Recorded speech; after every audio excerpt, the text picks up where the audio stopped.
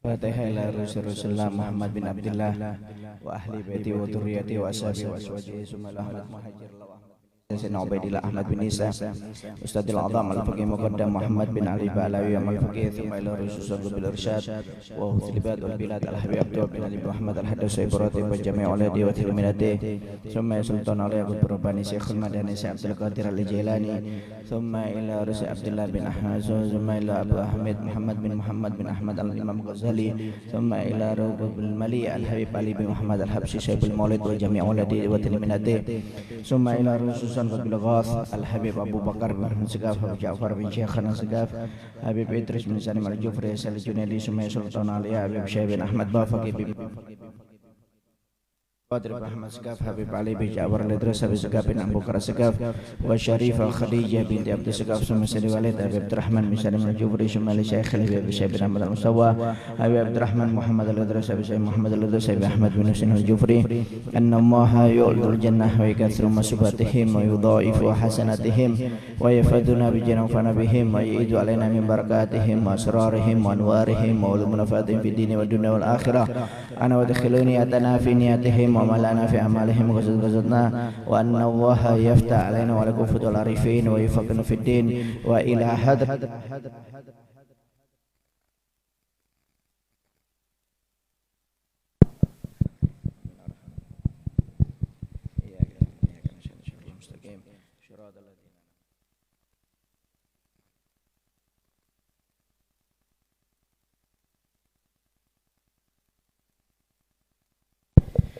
Bismillahirrahmanirrahim. Alhamdulillah rabbil alamin wassalatu wassalamu ala asyrafil anbiya wal mursalin sayyidina wa habibina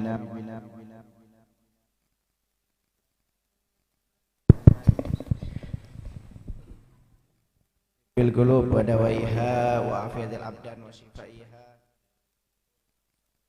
wa qutil arwa wa hidayha wa ala alihi wa sahbihi. Subhanaka la ilma lana illa ma 'allamtana innaka antal alimul hakim. Rabbi shrah li sadri wa yassir li amri wahlul 'uqdatam.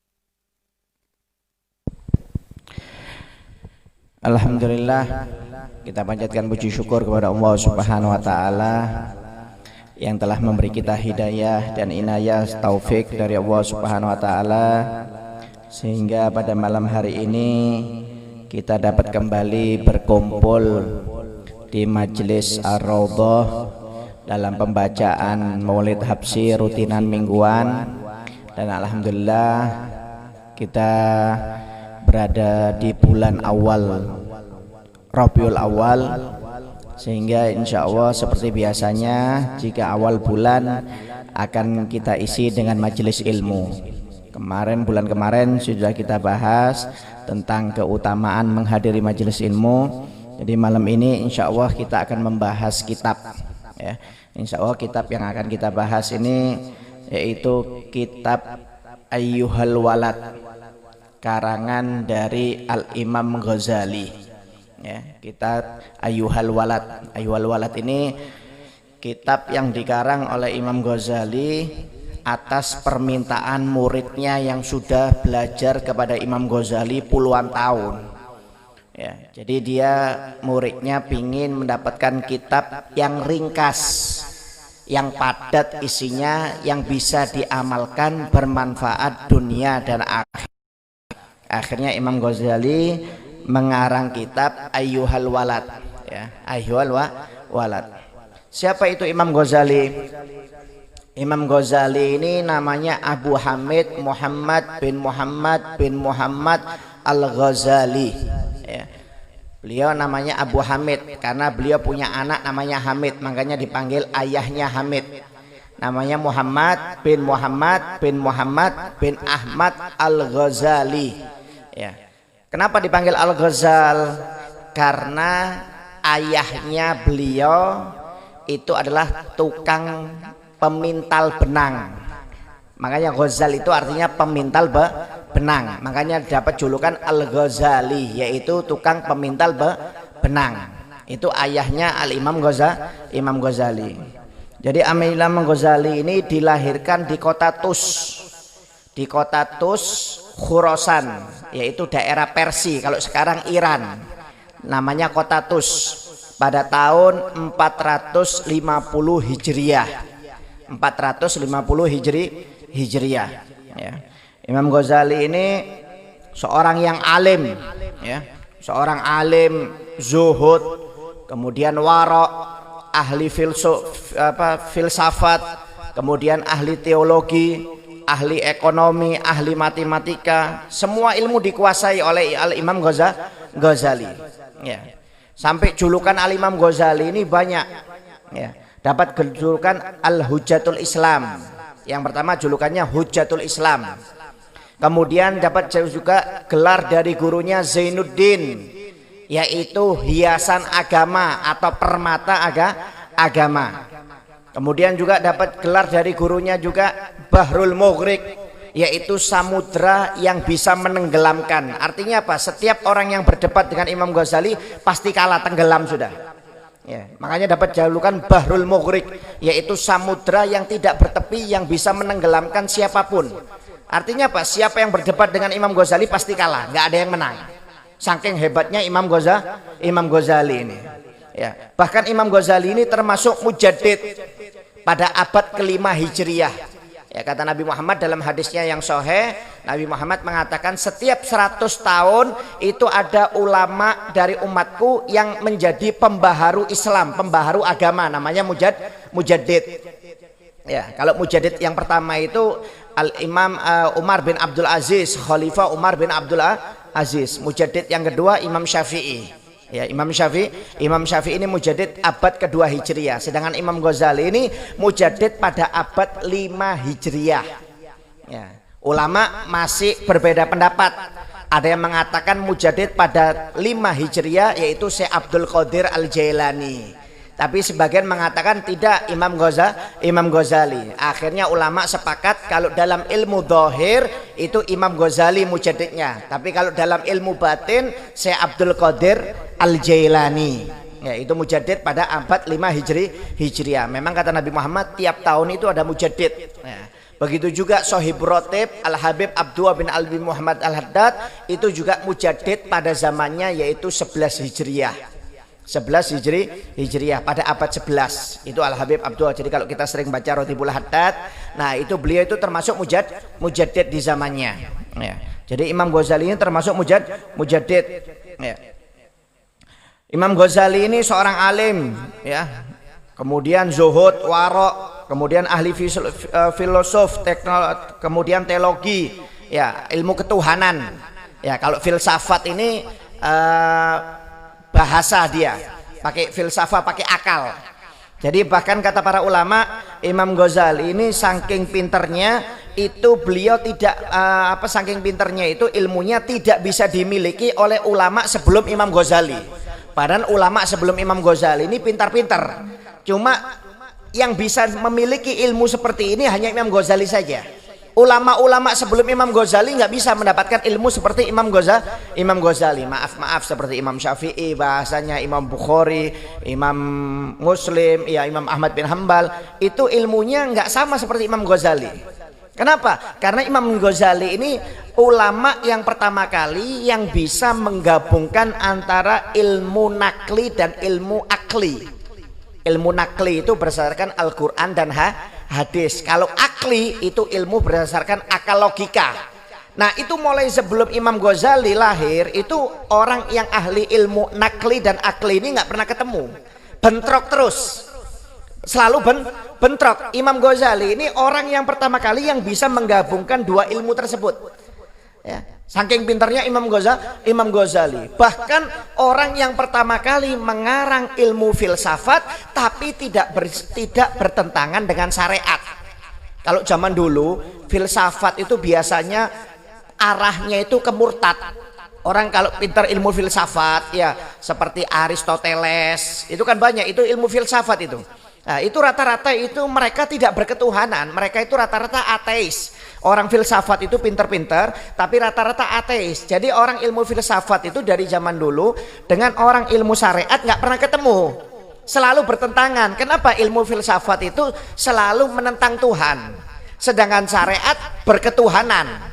Nah, Imam Ghazali ini orang yang pertama kali yang bisa menggabungkan antara ilmu filsafat dan ilmu ketuhanan, akhirnya bisa diterima oleh semua orang dan kalangan. Saking hebatnya Imam Ghazali. Jadi Imam Ghazali ini orang yang pertama kali yang bisa menggabungkan dua ilmu yang bertentangan sebelum beliau hidup. Jadi zaman dulu itu sudah bertentangan, zamannya Imam Syafi'i, Imam Ahmad bin Hambal, itu filsafat dengan syariat selalu bertentangan. Akli dan nakli itu bertentangan. Tapi Imam Ghazali ini saking cerdasnya bisa menggabung dua ilmu. Saking cerdasnya.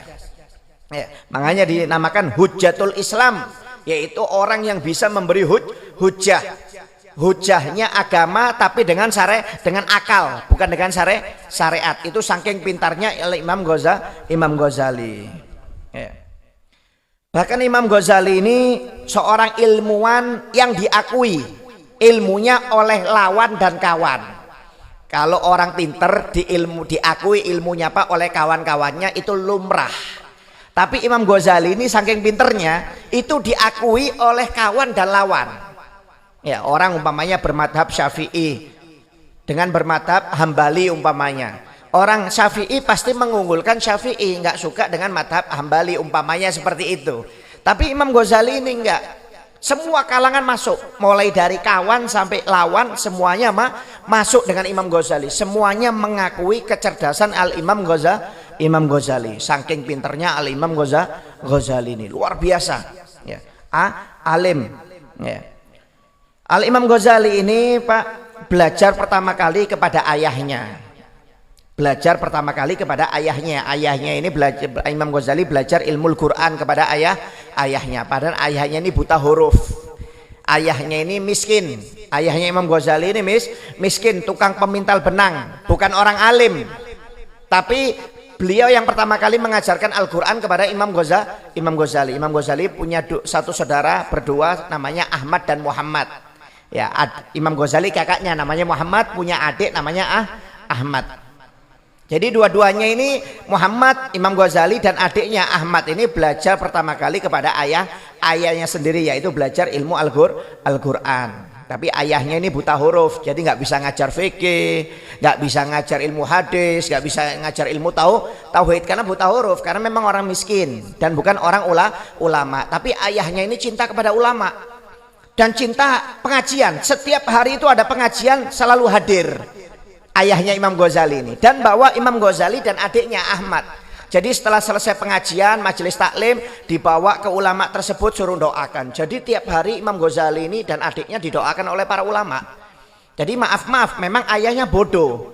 Ayahnya ini bukan ulama, tapi tiap hari hadir pengajian, dan setiap hadir pengajian Imam Ghazali ini dan adiknya dibawa. Setelah pengajian selesai dibawa ke ulama itu suruh doakan. Jadi Imam Ghazali ini dapat barokahnya para ulama memang. Mulai kecil tiap hari itu dibawa, bukan seminggu sekali loh ya. Bukan seminggu sekali, tiap hari pengajian dibawa ini Imam Ghazali. Nanti kalau ada ulama datang, Fulan bin Fulan dari luar negeri umpamanya datang, itu ayahnya langsung datang bawa Imam Ghazali dan adiknya. Akhirnya sampai suatu saat ketika ayahnya mau meninggal dunia, ya, ayahnya Imam Ghazali ini punya teman sufi. Ya, akhirnya dipanggil ini temannya oleh ayahnya Imam Ghazali. Saya ini mau meninggal sudah.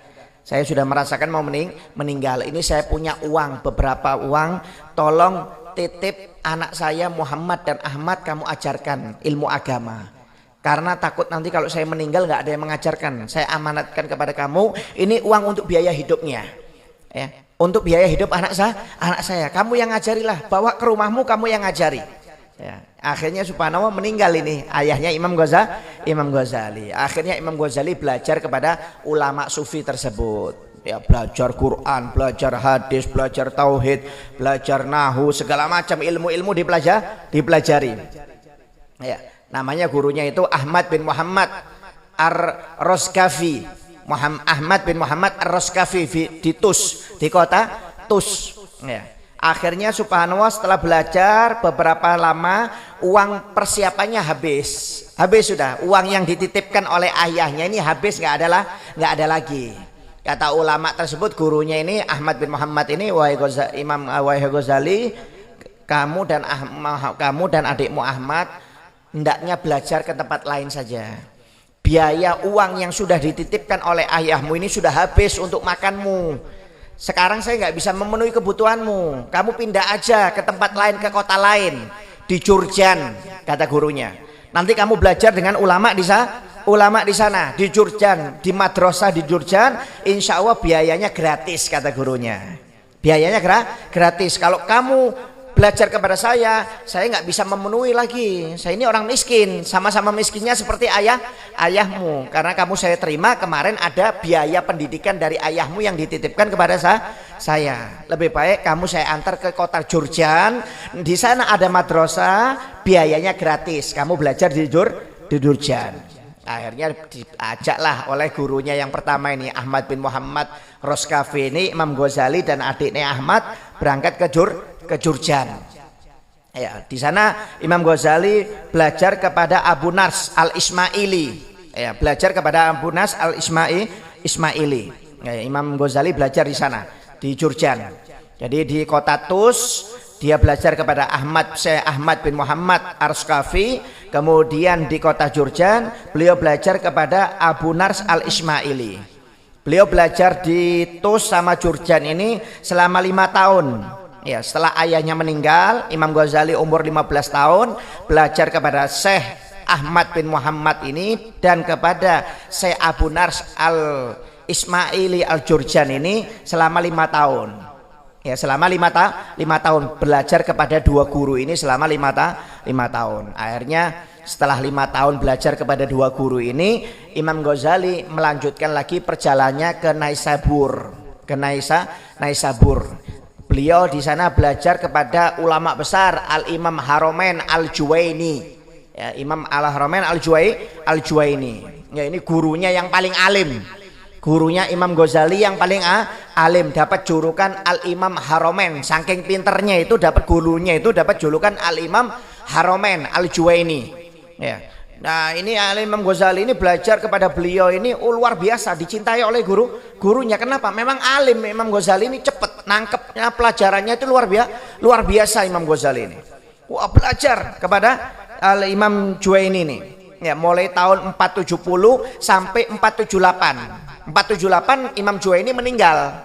Imam Juwaini meninggal. Jadi belajar 8 tahun kepada Al-Imam Haromen ini, Imam Ghazali ini. Pinter. Ya, dicintai oleh gurunya luar biasa. Ini gurunya ini yang memberi julukan kepada Imam Ghazali Bahrul Mughriq, yaitu samudra yang bisa menenggelamkan. Kenapa? Karena pada waktu itu banyak orang yang nggak suka dengan Imam Ghazali. Tapi subhanallah ketika debat dengan Imam Ghazali semuanya kalah dan mengakui kecerdasan Imam Ghazali. Jadi mereka menganggap Imam Ghazali ini sesat.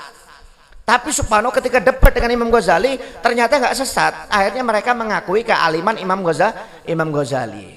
Oh, pintar memang, makanya dapat julukan Bahrul Muhrik dan dapat julukan Hujjatul Islam.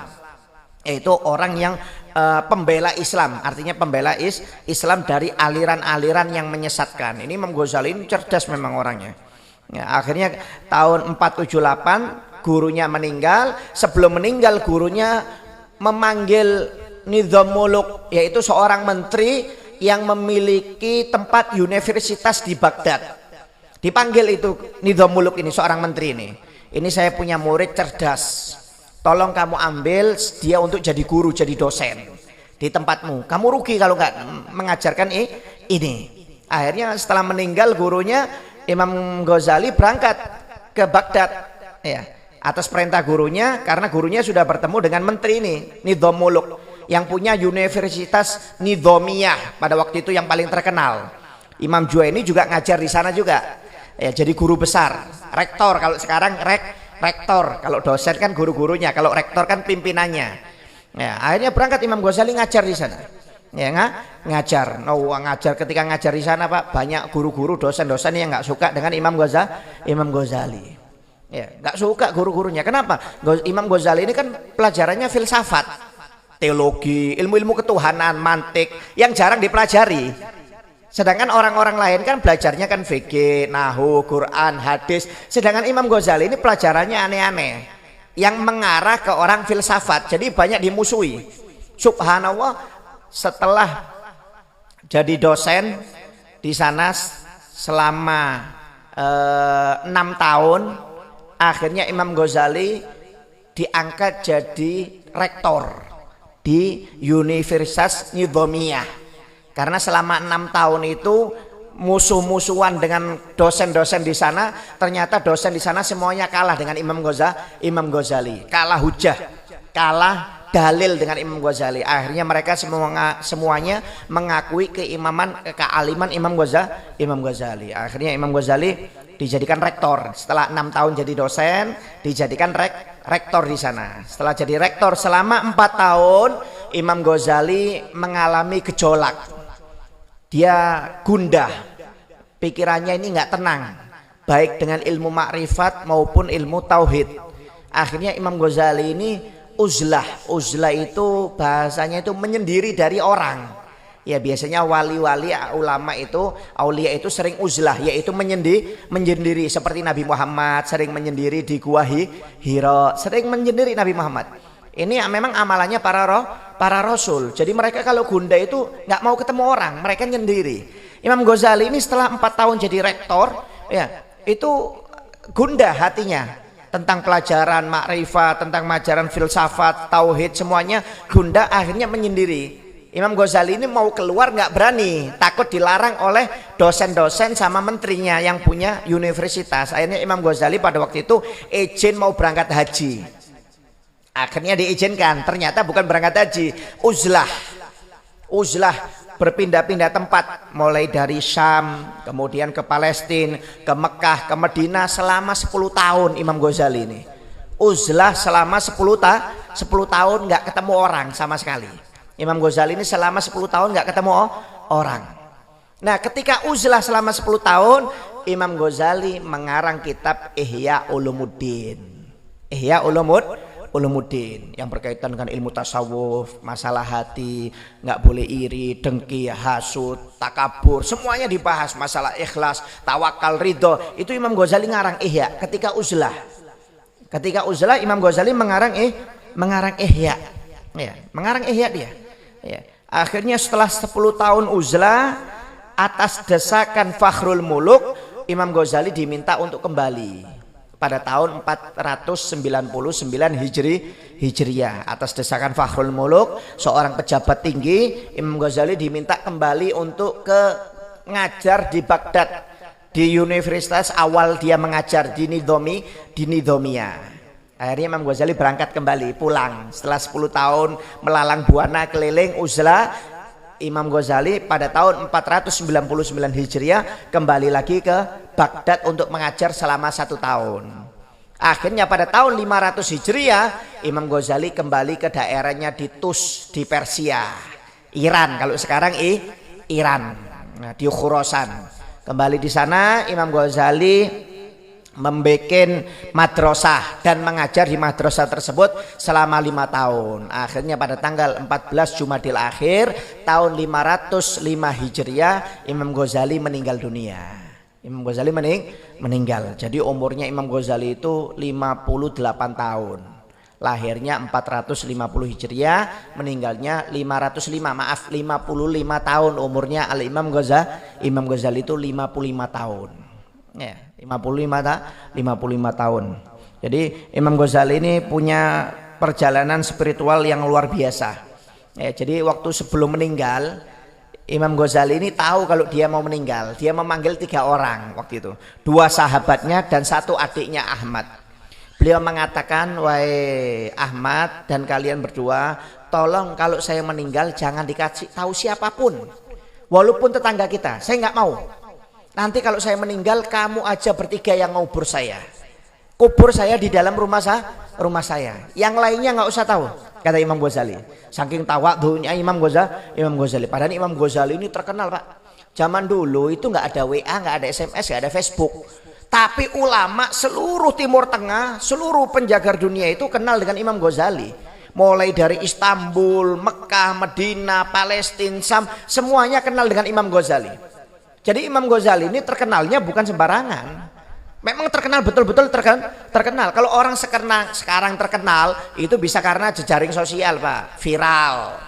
Ya, karena apa? Karena Facebook, Instagram umpamanya. Orang bisa terkenal tapi karena Instagram. Kalau zaman dulu itu memang betul-betul terkenal Imam Ghazali ini. Disegani, semua ulama seluruh dunia itu kenal dengan Imam Ghazali. Cuma Anda lihat di akhir umurnya ketika mau meninggal nggak mau dikubur orang banyak, nggak mau. Bayangkan. Kata Imam Ghazali, kalau nanti saya meninggal, kamu aja bertiga yang mengubur saya, kata Imam Ghazali. Yaitu 2 sahabatnya dan 1 adiknya, yaitu Imam Ahmad. Akhirnya subhanallah, akhirnya ketika malam sebelum meninggal Imam Ghazali ya mandi beliau, kemudian sholat subuh. Ketika selesai sholat subuh Imam Ghazali minta kain kafan, ambilkan aku kain kafan, pakaikan aku kain kafan. Akhirnya dipakaikan kain kafan oleh adiknya, tidur menghadap ke kiblat, kemudian sambil mengatakan, ya Allah aku sudah siap engkau ambil. Akhirnya nggak lama kemudian meninggal dunia Imam Ghazali ini.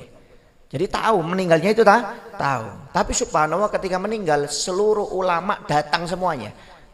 Seluruh ulama datang. Adiknya ini sampai heran, padahal nggak ada yang ngasih tahu. Jadi ketika Imam Ghazali datang ini seluruh ulama dari Iskandaria, dari Damaskus, ya, dari Syam, dari Palestina, dari Mekah, dari Medina, ya, semua orang yang pernah hubungan dengan Imam Ghazali itu semuanya datang di hari meninggalnya Imam Ghazali. Jadi ketika Imam Ghazali meninggal, padahal sudah ngasih amanat kepada saudaranya dan sahabatnya untuk jangan ngasih kabar, itu nggak taunya ribuan orang datang di hari pemakaman atau meninggalnya Imam Ghazali. Jadi adiknya nih bingung loh.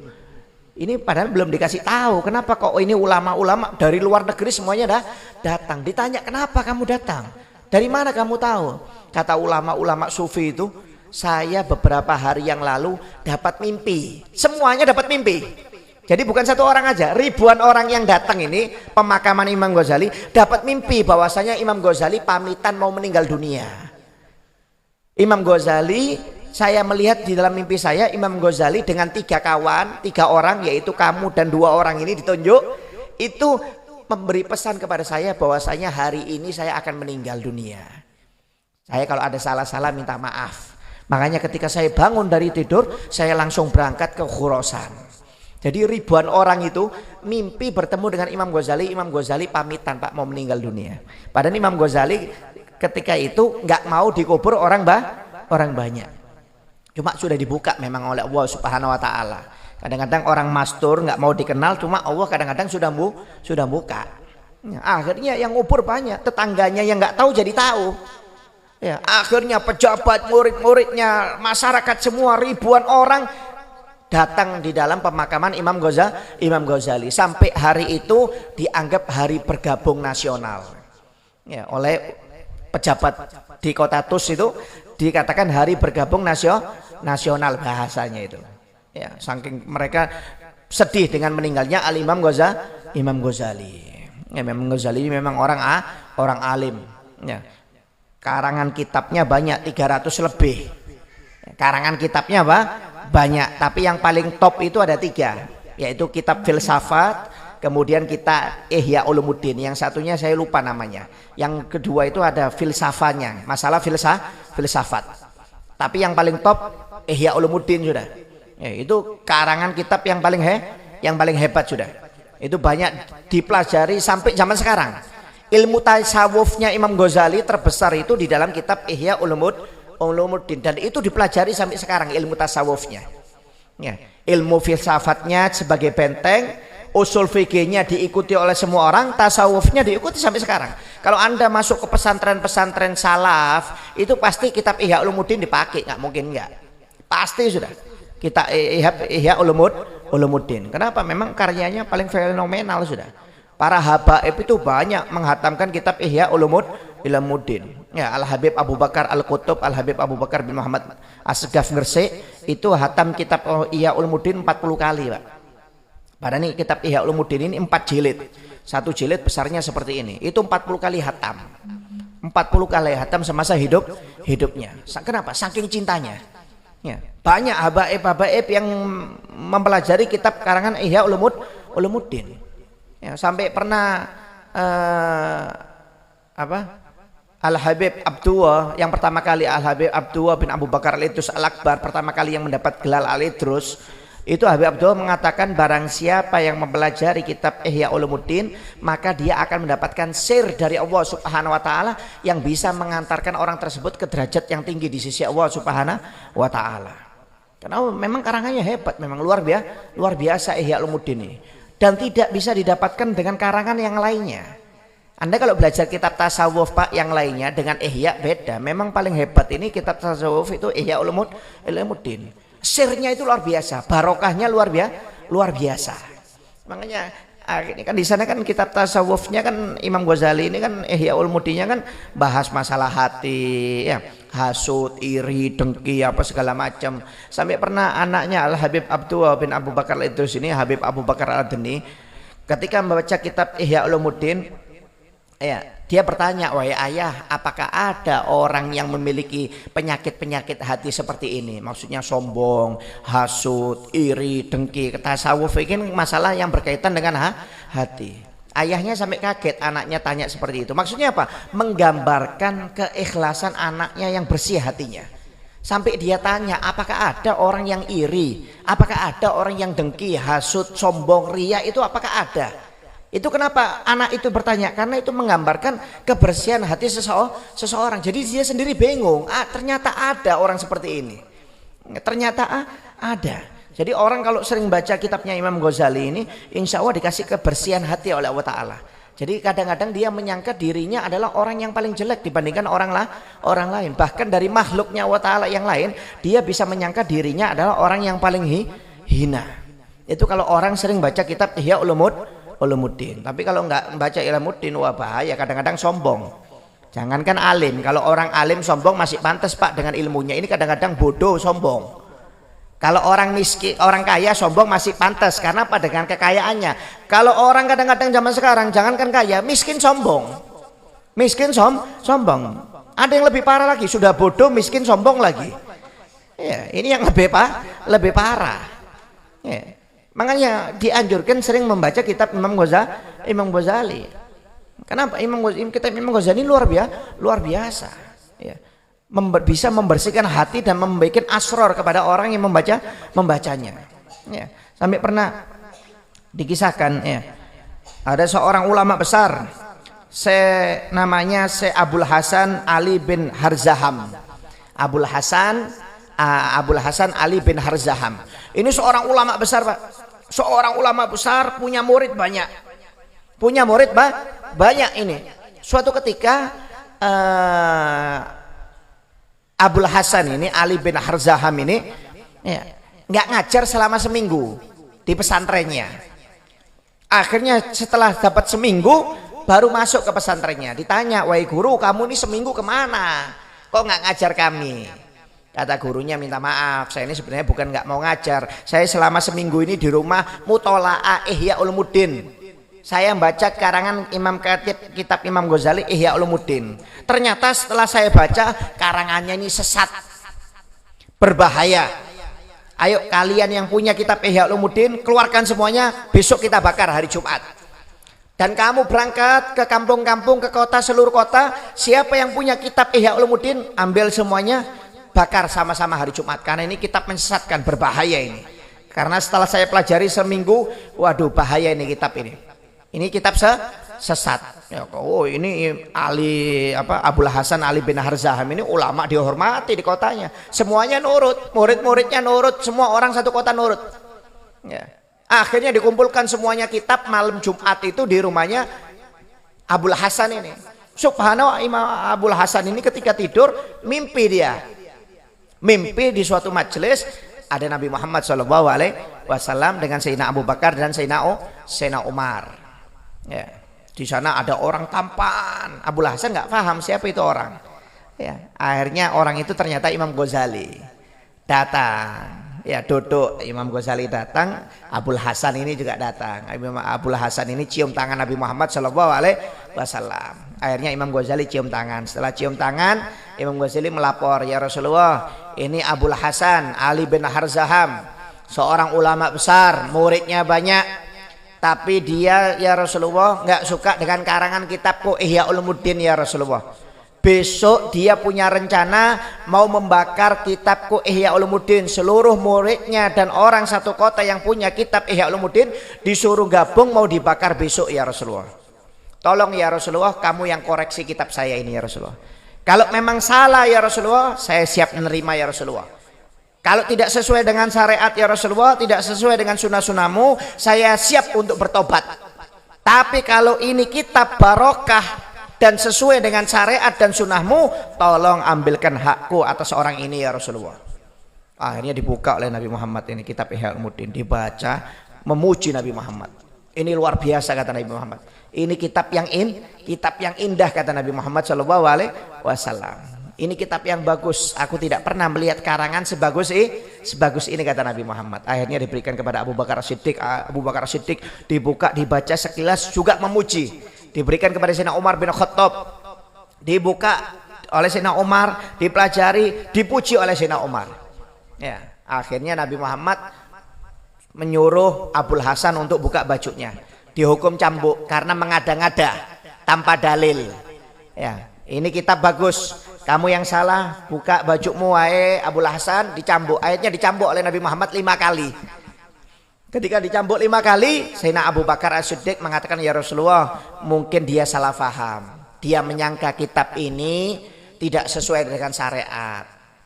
Tapi ternyata sesuai dengan syariat. Maksudnya Sayyidina Abu Bakar, maafkan saja, jangan banyak-banyak mukulnya. Ya, tapi sempat dipukul 5 kali oleh Nabi Muhammad SAW. Akhirnya ya sudah dimaafkan oleh Nabi Muhammad. Nggak taunya bangun dari tidurnya, betul Abul Hasan ini langsung ngerasa sakit punggungnya. Dibuka, dicermin, betul ada 5 pukulan. Padahal dia mimpi. Ternyata ada 5 pukulan. Dari sana dia menyesal, menangis dia.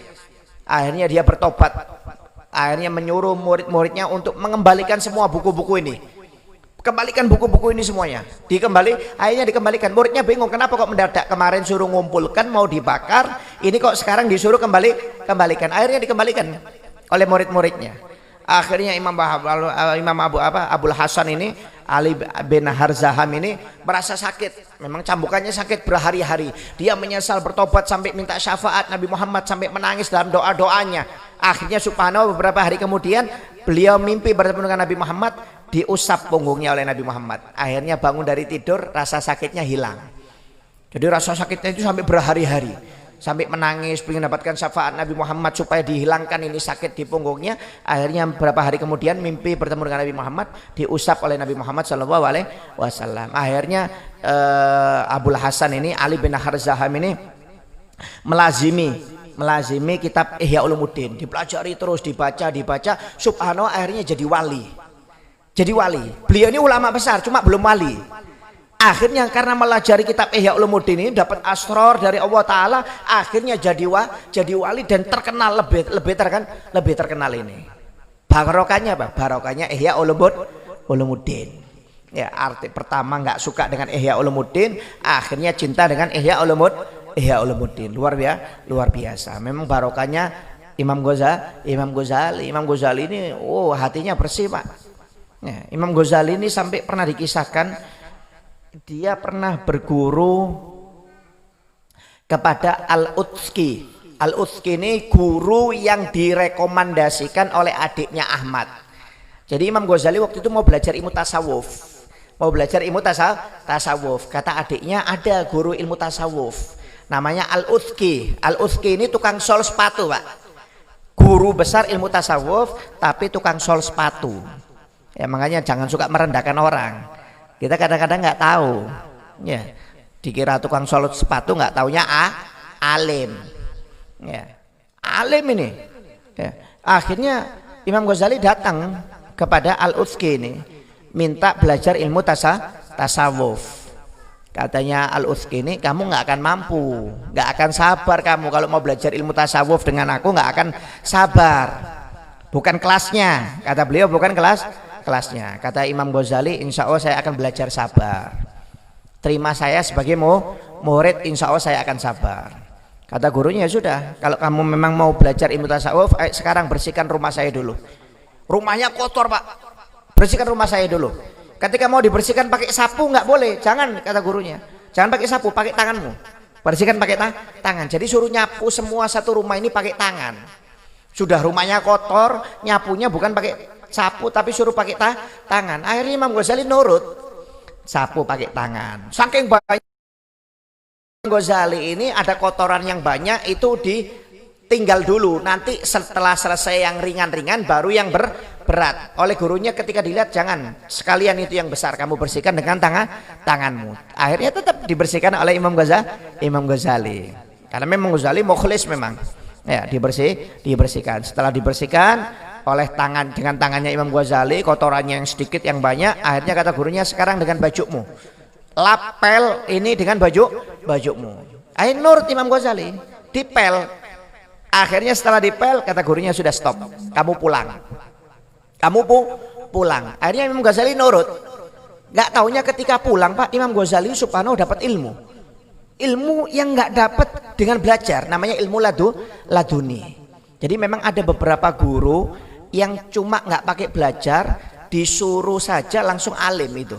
Ini termasuk Imam Ghazali dapat ilmu laduni dari gurunya Al-Utski. Jadi karena kebersihan Imam Ghazali, langsung dapat nadroh dari gurunya, langsung jadi pintar Imam Ghazali ini.